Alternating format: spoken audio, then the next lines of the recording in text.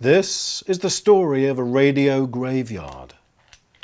No, seriously, this is me attempting to do a teardown of one of these radios. I did a review of these a couple of weeks back, and I decided to take one of these apart because I was curious to see what was inside one of these.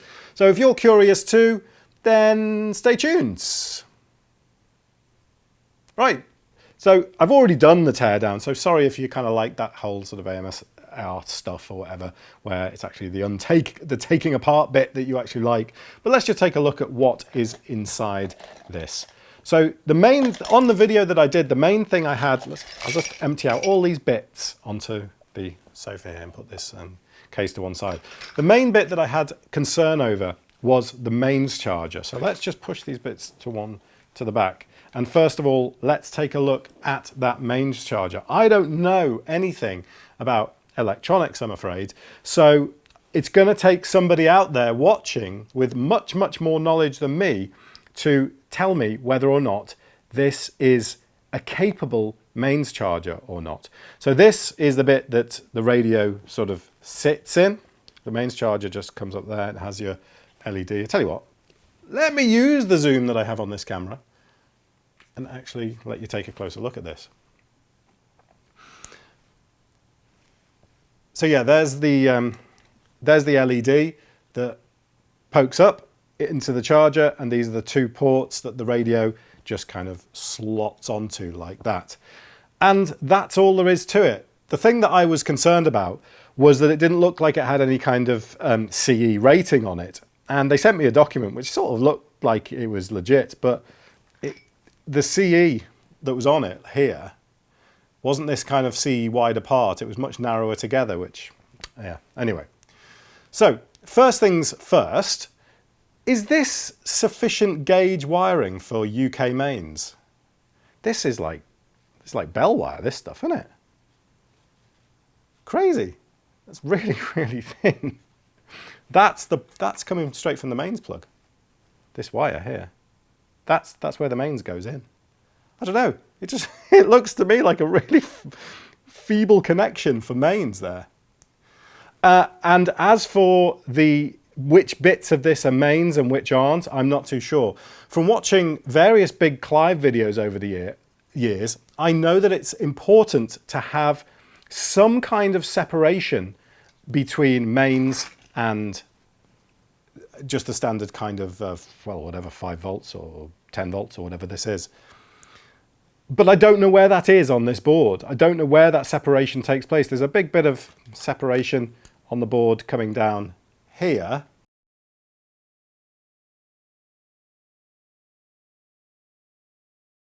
Is that some sort of inverter or something? I honestly don't know what I'm talking about, right? As many of you will already have realized. So please help me out here. How does this look as far as a mains charger goes? Is this sufficient? Is this safe? One thing that was observed is that as soon as the radio is plugged in to these, as soon as the actual radio is plugged into these here, this LED lights, regardless of whether the charger's plugged in or not. So just having the radio sat in a base without it plugged in means that you're actually using some battery, which seems a kind of strange thing to do because you could completely flatten a battery that way. So there we go. There's a look at the mains charger side of it. I unfortunately threw away the plastic base that this came in, but hopefully you can picture what I'm talking about. So there we go. There's the other side. There's the other side for you. Nice and clear. Hope that's nice and clear for you. And let's then take a look at the walkie-talkie itself. So it all sort of sits in a metal plate like this, but this is the only bit of metal in it. This is the kind of standard metal back of the walkie-talkie. And the board itself, the back, looks a little bit like this. These two cables here head off to the speaker, which is situated there.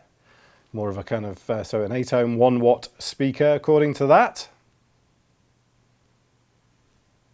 I like the way this is just one piece of plastic just sprayed.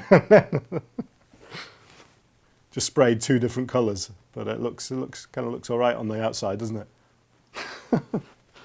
So there's our board, our main board on the back side,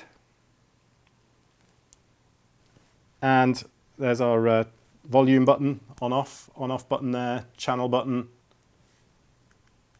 and the RF, the antenna connector there. And then this is the business side of the board. I'll turn it around this way, just so it fits on the screen more easily. And it, again, to me, I really was quite surprised by this, because I thought that a device that pushes out up to, I don't know, up to 2 watts, or maybe even more than that on this one, if I remember correctly, would have some sort of power transistor, or I don't know, just something on there. Maybe my knowledge is just way out of date and it's just not how it's done now. But where's the RF actually amplified and sent out? Is it just done, is it this part here? What's this piece here? What does that actually say on there? H89339. H89339 is what that says on there, whatever that is. But I was surprised to see these coils in here. I was not expecting that at all with this type of board. Again, this is some sort of microprocessor, so I guess this does the actual kind of, maybe the serial, maybe the bit that communicates with the computer. I don't know, maybe. But I'm at a bit of a loss really as to what does what on here. This, of course, suggests sort of RF and frequency stuff, but isn't there some sort of heat generated when if you're using a radio like this for kind of a couple of minutes, wouldn't there be some sort of heat generated by pushing 2 watts out into this antenna? Where does that heat go? Is it this here? Is that why you have the metal back? Because that's screwed to that, which allows the heat to dissipate into here. Could that be right? So this is my guess, right? Here's my guess. So you can come back to me and tell me that I'm talking complete nonsense, but my guess is that this is the bit that does the actual power here. That bit's connected to this metal plate here on the back. It's all part of this bigger metal plate, which then goes to this, and this acts as a heat sink. Is that right? Don't know. But there we go. That's all there is to it. And there's your little micro switches on the side for the push to talk. It's really simple, isn't it? Well, it looks it to me. And the antenna. Well, this is interesting, isn't it? There's the antenna. I stripped the black bit off the antenna, and you just got a standard gold coil. Well, obviously not gold.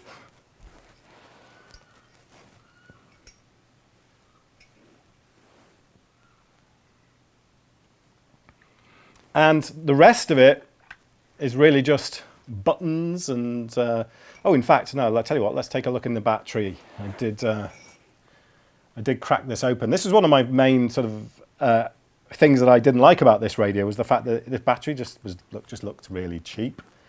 So let's pop into this battery and see.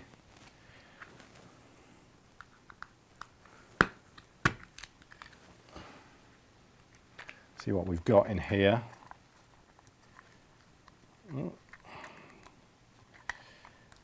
Yep, I'm not too worried. I don't want to short it out, but I'm not too worried. So there's the charging circuitry at the top of the battery, and it really is just a... Let me just pop that out. So it's just a lithium polymer cell. Unfortunately, it's got absolutely no markings on it at all. It's just in a metal case like this. So it has, there are some markings. What does that say?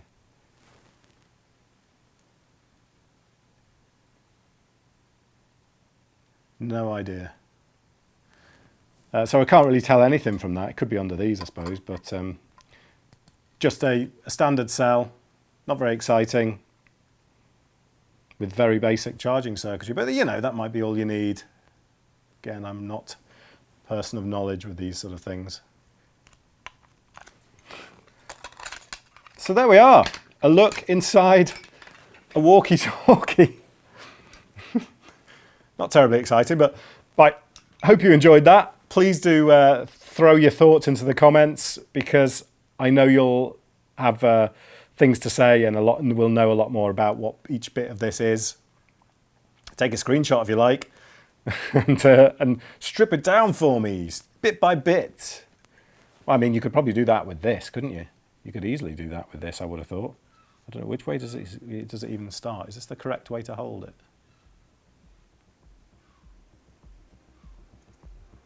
Simple stuff. Right, thanks for watching. Speak to you soon.